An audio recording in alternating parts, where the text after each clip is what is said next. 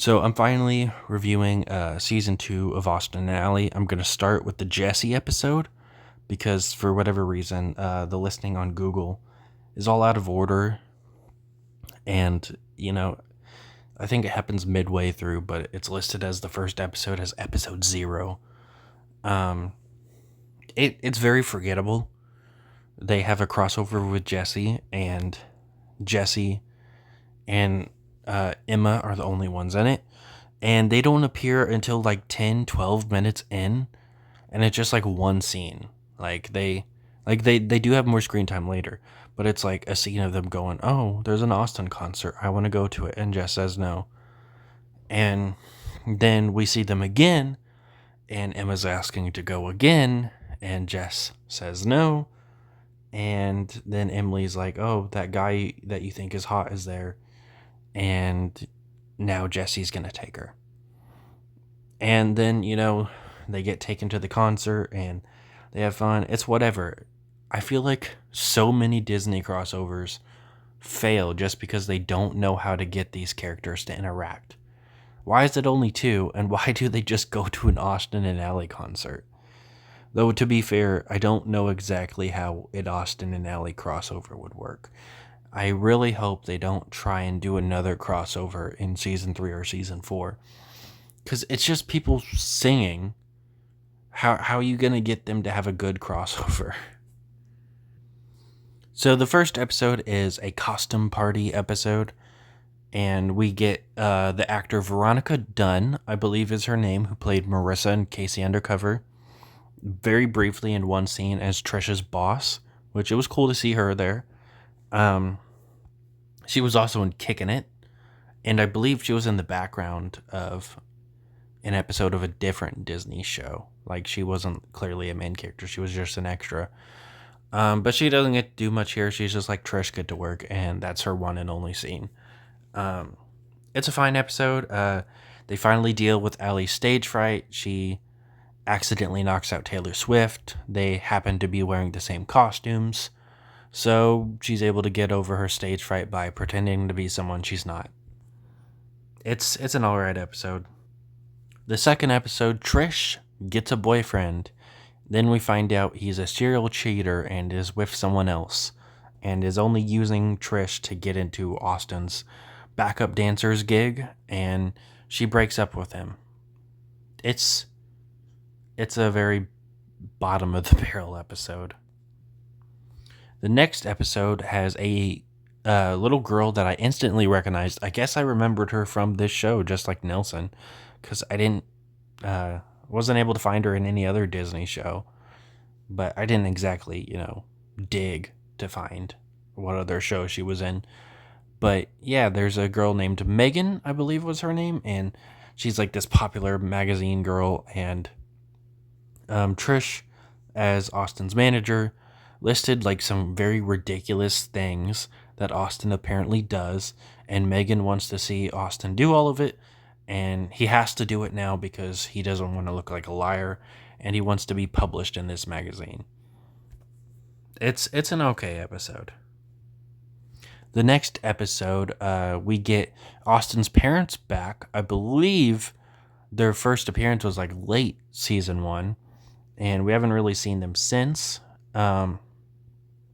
One thing I forgot to mention was Allie's mom finally appeared in episode 2, which was the episode with Trent, because she talks to Allie about what she should do about the fact that Trish is being cheated on,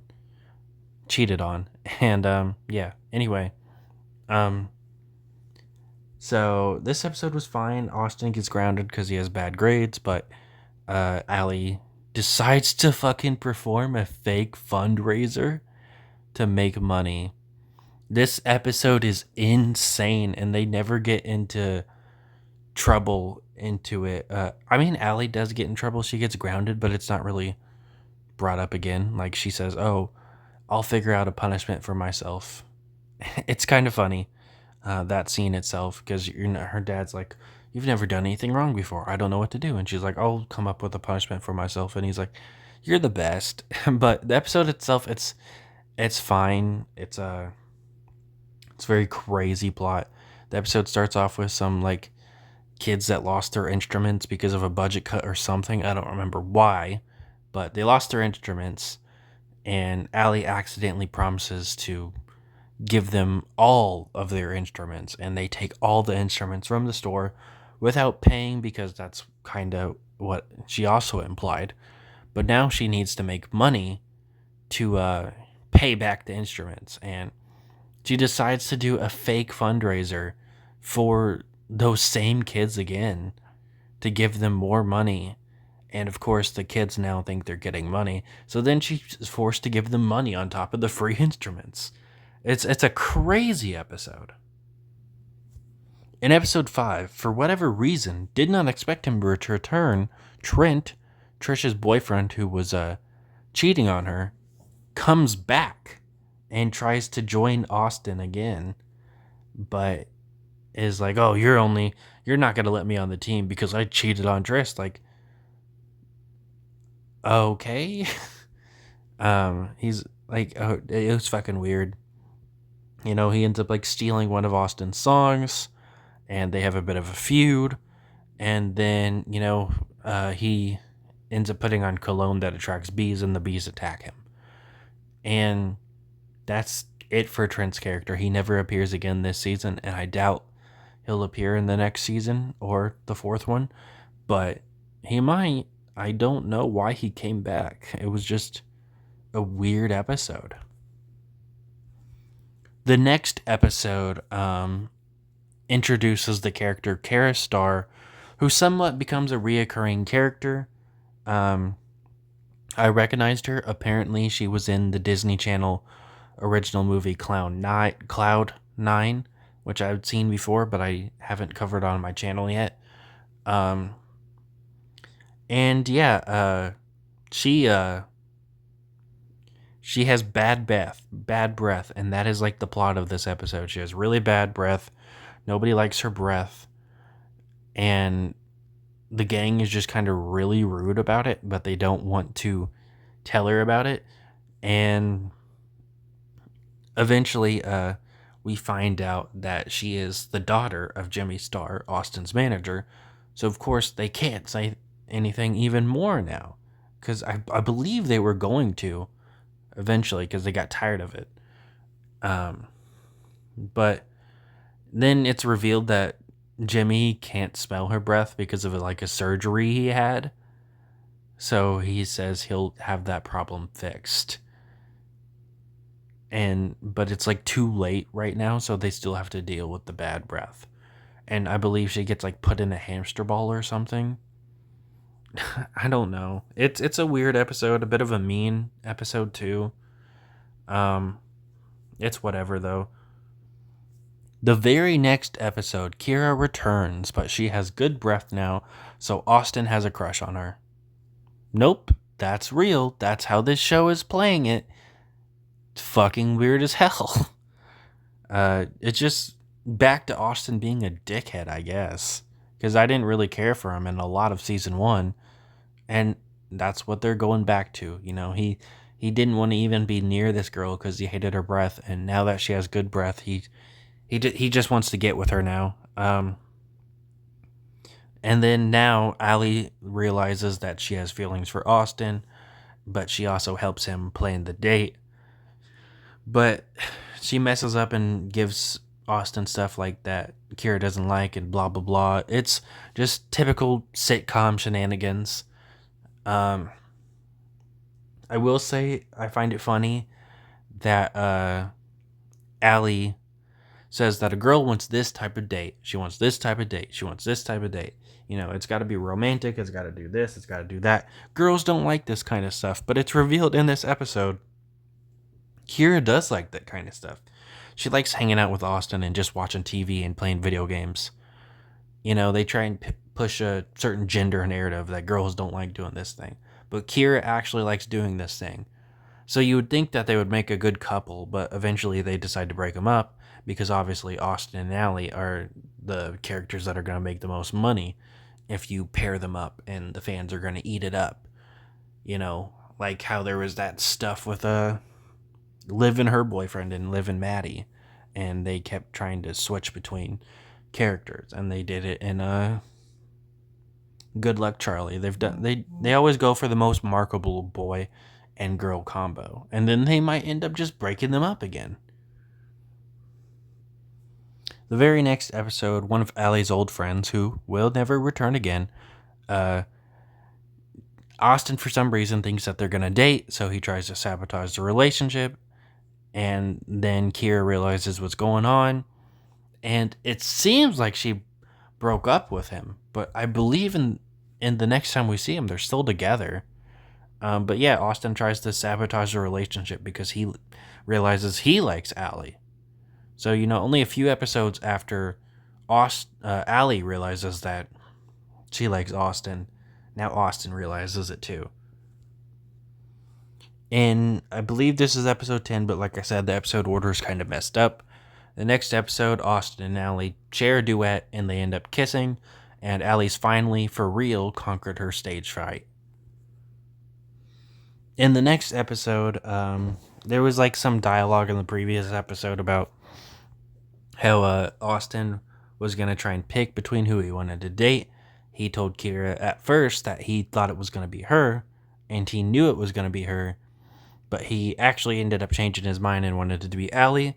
But by the time Kira comes to him, she's like, hey, I decided I do want to still be with you. And now Austin feels like he's stuck with her. I really don't care for this romance angle, and it's really forgettable to me. In the next episode, it is a dream episode, one of the silly episodes that it actually isn't really canon to Disney shows. Disney always has one of them.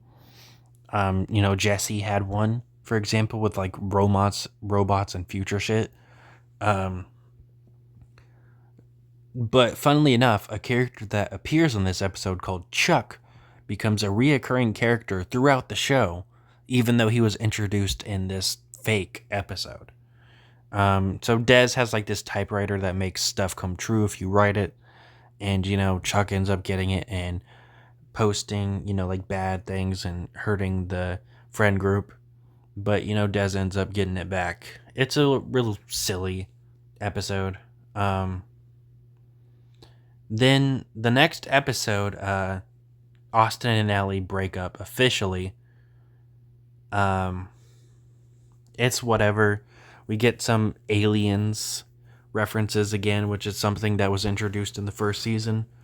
Also, I do want to mention, even though they break up in the next episode, Austin and Allie are still together in like the dream sequence episode. But in that episode, Austin flirts with like cheerleaders and stuff. Like the previous episode, he's supposed to be taken. He's dating Allie in the previous episodes, but here he is being like, oh, there's some hot cheerleaders. I want to get with them. It's just like, oh, okay. You can't keep up with that continuity. That shouldn't be that hard.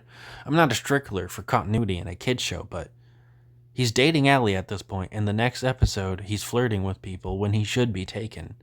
Like, it's not that hard to follow. The next episode, Allie wants a break, so she goes to the spa with Trish. It's her current job. But things go wrong. It's whatever. It's, sitcom shit. Trish books Allie for a new gig, but it turns out it's like a group thing, and Allie doesn't really like it, so she ends up being able to worm her way out of the contract. This character ends up appearing again, which I didn't expect. She appears like 2 other times, I think. Then one other thing I do want to mention, I forgot to mention, in that Dream episode, Michael D. Conan, I believe is his name, appears, the same person that plays Swaz in Henry Danger. He was also in Wizards of Waverly Place for one episode. I think it's always cool to see him in one of these TV shows. Because I always think of him as Swaz from Henry Danger, but it's cool to see him in other Disney shows. Austin tries to write himself a song in the next episode, but he does really badly. Almost makes like, a very shitty kid's rhyme. And he ends up having to perform it anyway. It's a weird episode. Didn't really care for it. Trish's brother is back. He was in like one episode in season 1. Next episode, Austin accidentally overwrites Kira's song, but Jimmy believes it to be on purpose because he had recently rejected Allie from his record label. So he briefly gets fired from Jimmy Star's Records, but Allie decides to give Kira a song that she was working on that she believed to, be her song through and through, that it was a personal struggle for her, and that song should only be sung by her. But she decides to give it to Kira to try and get Austin his job back. And Kira ends up refusing to sing it. But it's a whatever episode. The next episode, Allie believes that she's a better dancer now, but she's still really bad, so the team tries to convince her without being rude that she is a bad dancer and that she's not going to get the job if she continues to dance. When Austin writes a song about a girl, people question who it's about. Is the 19th episode. Basically, that's like such a generic plot. They introduce a character that we've never seen before. So he has written this song, and people assume that it might be Allie or it might be some other girl like Kira that he's dated. They introduce a third girlfriend that apparently Austin briefly dated, who's like a stalker character. Now that I mentioned that, also the character that was being really creepy to Des, who was introduced halfway through season 1, didn't make a single appearance in this season. The girl that was like creepily obsessed with Des. So I'm glad that she's gone. I don't like characters like that.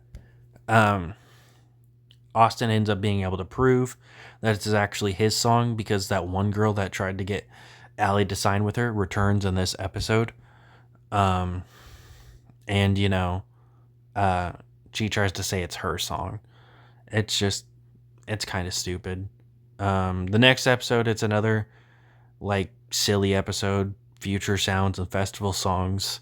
It's an episode about the future, and Austin like tries to make this device that can make songs without him doing any work.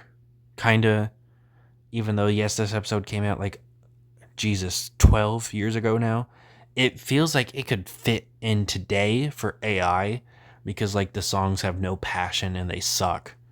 And yeah, it feels very much like an AI episode now, like a critique of AI, even though it's not. So I quite enjoyed that episode, even though it's a bit of a silly one. The next episode is the number 21. Des and Chuck fight over who should be on the cheerleading squad.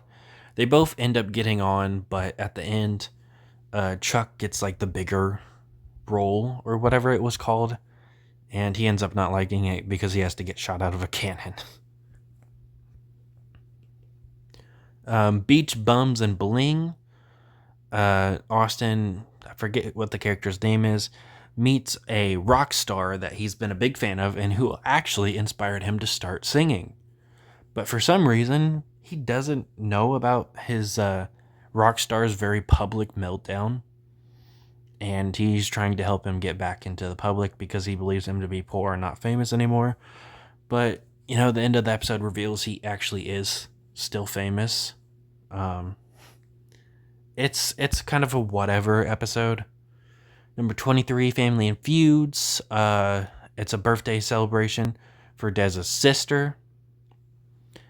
But it also turns out that she is dating Chuck.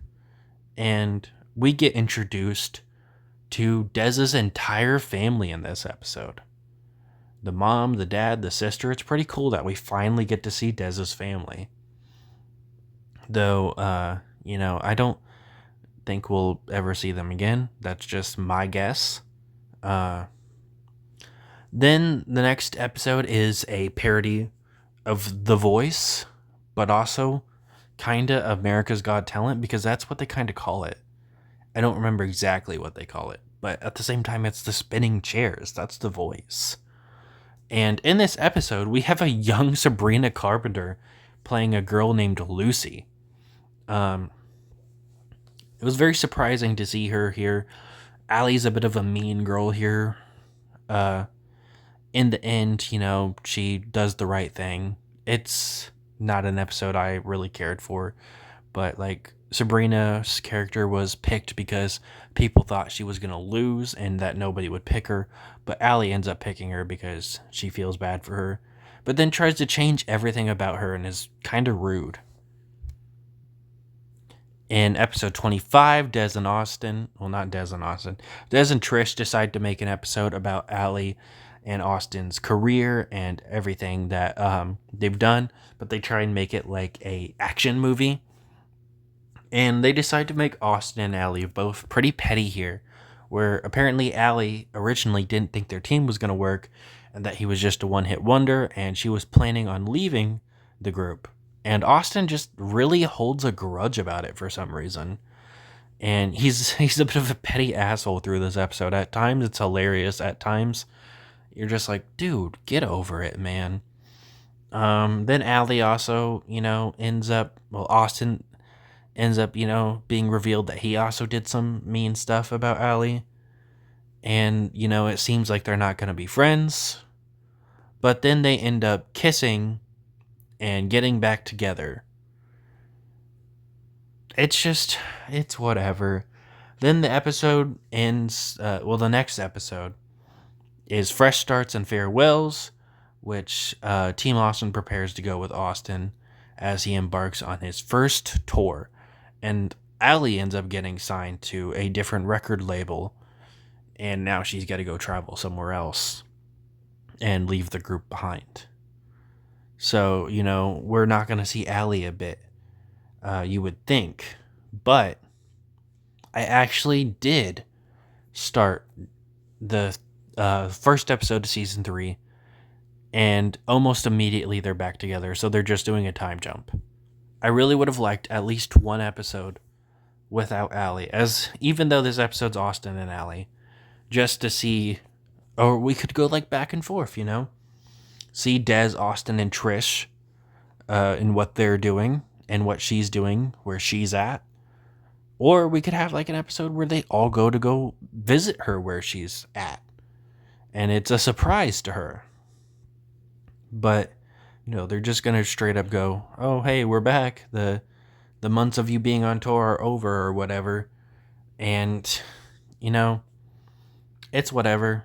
I still think this show's pretty good. The theme song's growing on me too. I'm really liking it. At first, I thought it was like, I think I even said it in my review of season 1 that I thought it was one of the worst Disney Channel theme songs. I didn't think it was like terrible or anything, but just out of all the Disney shows I've rewatched, it was my least favorite.